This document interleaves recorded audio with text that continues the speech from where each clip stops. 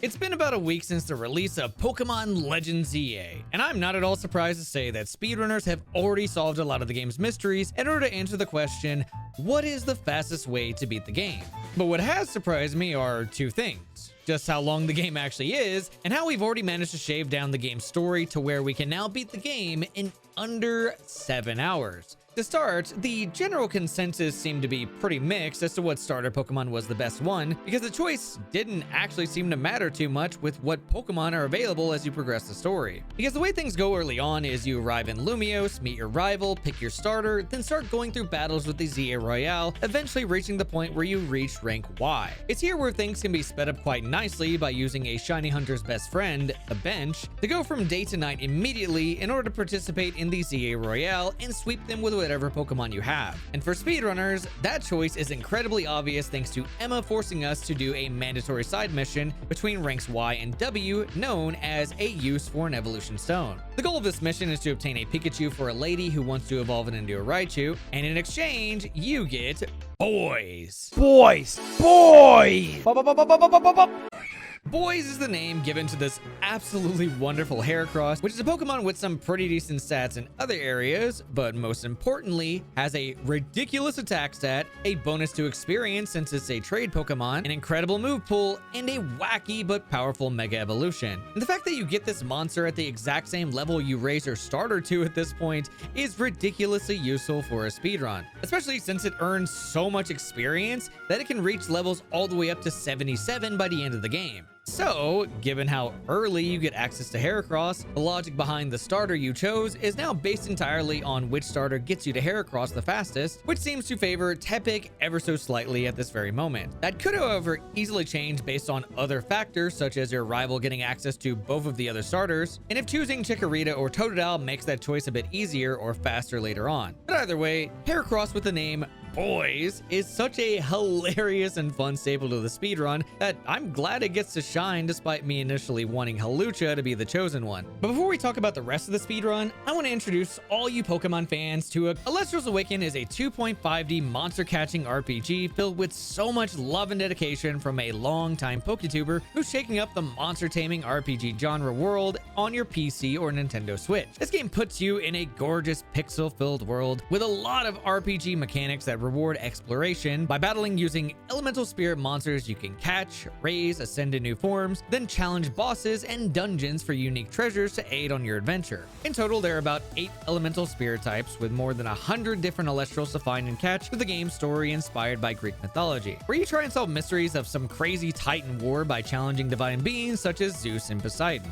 But if story is not your thing, then maybe you like mechanics like hunting for rare alternate colored creatures. Maybe you like puzzle solve. Maybe you like catching and ascending as many monsters as you can. Or maybe you want an even bigger challenge with your RPG monster taming game, where it's not just your spirit you gotta manage, but also your own player character gets put into some crazy skill-based bullet hell mechanics being fired left, right, and center. So if this sounds awesome to you, then you gotta be quick if you want to back this Kickstarter, as you only have until November 7th to back up the project in order to get access to early alpha and beta versions of the game, snag exclusive in-game unlocks, exclusive Kickstarter promo packs and add-ons, or even become an NPC or caster in the game itself. Be sure to go to the link on screen or in the video description if you're interested in backing Alestra's Awaken while you can.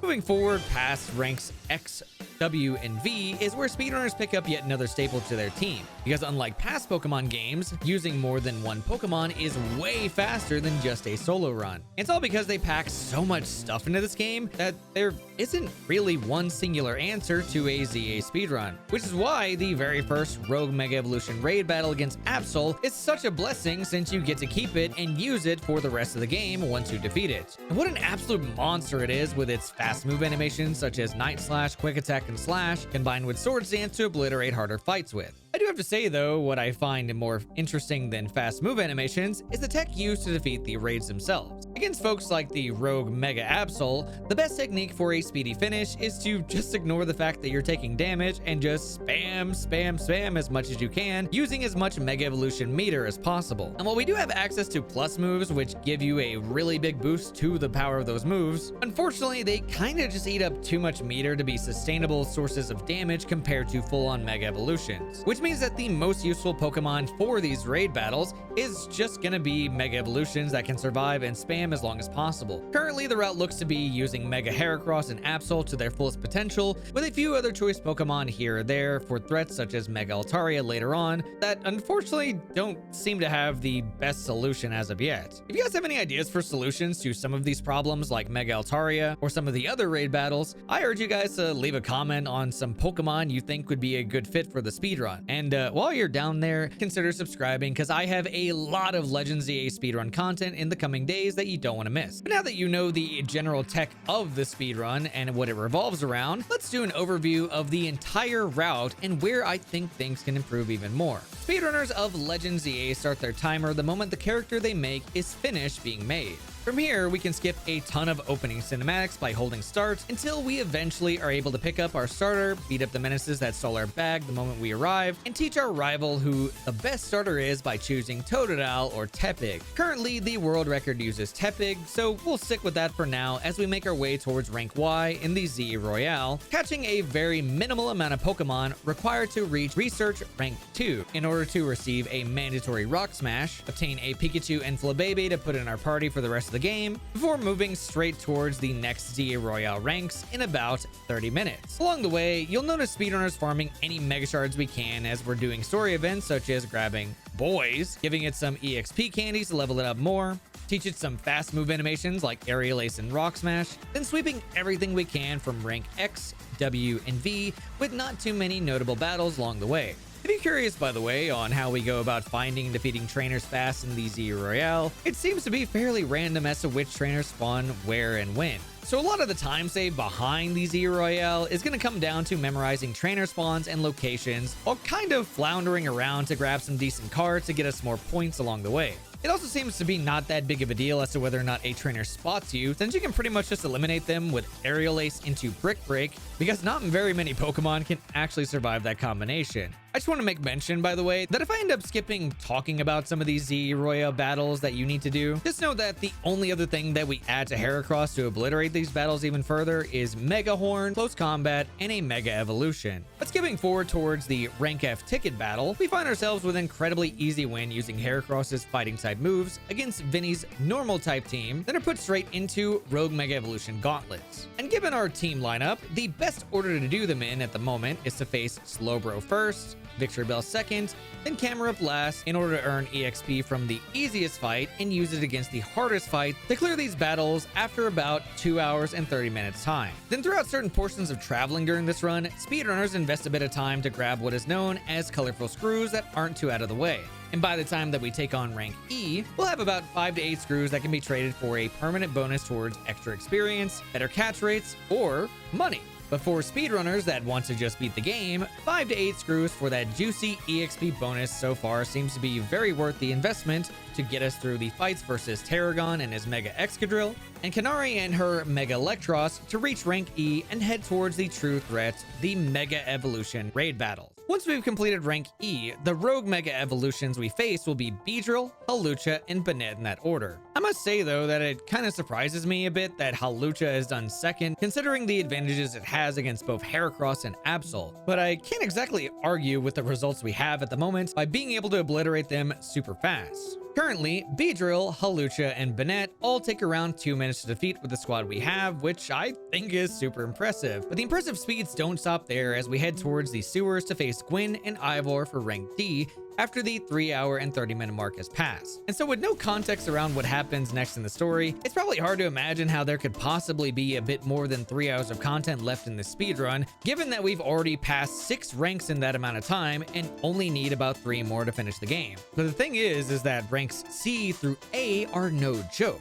and everything past that is ridiculously nasty to take on and require a lot of finesse, skill, resources, and creative thinking to overcome. We can observe this spike in difficulty by looking at a now former world record of 7 hours and 11 minutes from Pokemon Speedrunner Etiquette. Unfortunately for Etiquette at the time, he ended up dying to the Rogue Mega Barbaracle with basically no chance of surviving.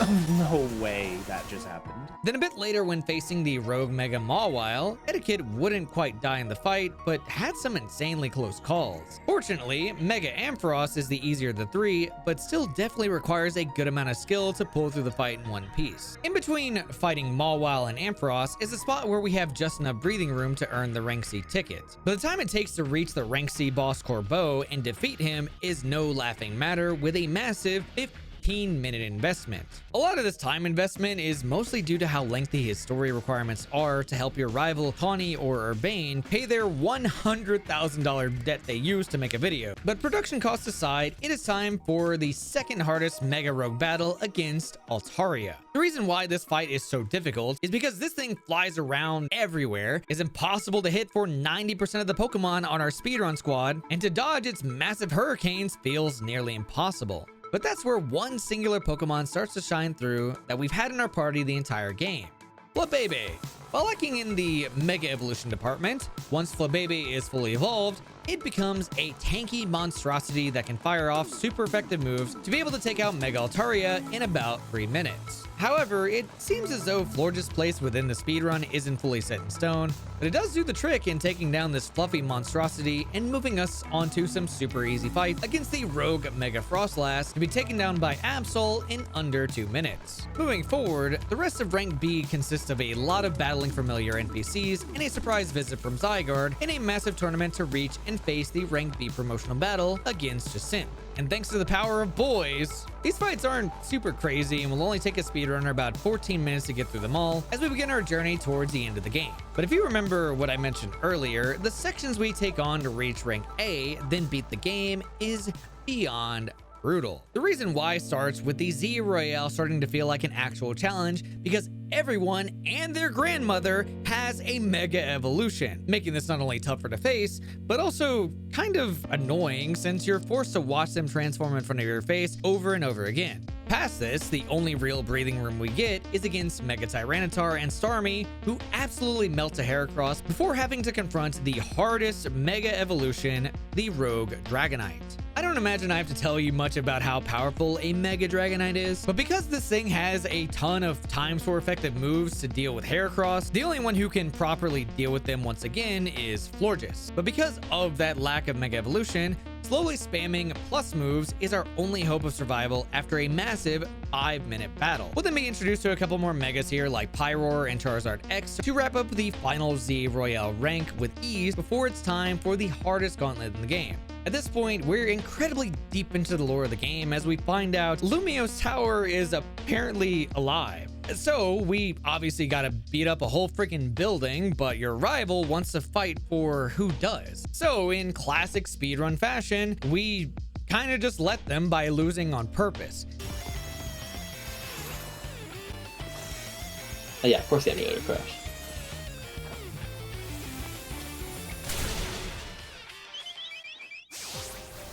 The nice thing about losing this is we don't have to actually watch her go through Mega Evolution or even have any Pokemon that are actually good against her. So we just end up taking the L and head straight towards the Mega Pokemon Gauntlet, where we team up with NPCs we've met across the game's story to face multiple Megas at the same time. Starting off with a battle against Mega Gengar and Heracross alongside Team MZ, a battle against Mega Garchomp, Pidgeot, and Kangaskhan with Ivor and Gwen, a battle against Mega Blastoise and Steelix side by side with Kanari, a battle against Mega Aggron and Salamence together with Laban, against Mega Gallade and Gardevoir with your ally Corbeau, then a final one against Mega Alakazam, Metagross, and Aerodactyl with the Team Flare duo. All these fights, one after another, are what I consider to be the hardest fights in the game on their own. However, in a speedrun, this actually isn't the case at all, since we have an amazing answer in the form of Perish Song from Absol, a move which gives opponents 30 seconds to swap their Pokemon. And if they don't swap out their Pokemon or can't, like these wild Megas, then they faint instantly once 30 seconds have passed. However, this can only be done if you happen to get all of them within the radius of Parasong, which is sometimes easier said than done. But once that is done, the only thing left from here is to battle against Lumia's tower, where all we really have to do is hide behind some structures and spam moves with Heracross to reach the beautifully crafted attacks from Zygarde one after another. Then all that's left to do is finish the game with some absolute cinema, mega evolving Zygarde to finish the speedrun. And as of this video, the world record sits at barely under 7 hours, with plenty of room to shave it down even further. But this is simply the beginning of ZA's life as a speedrun. If you want to know how it eventually develops all the way through, subscribe here to my YouTube channel and check out these folks on screen to catch them live doing runs of this amazing new Pokemon game. Special thanks once again to those who support me on my Patreon.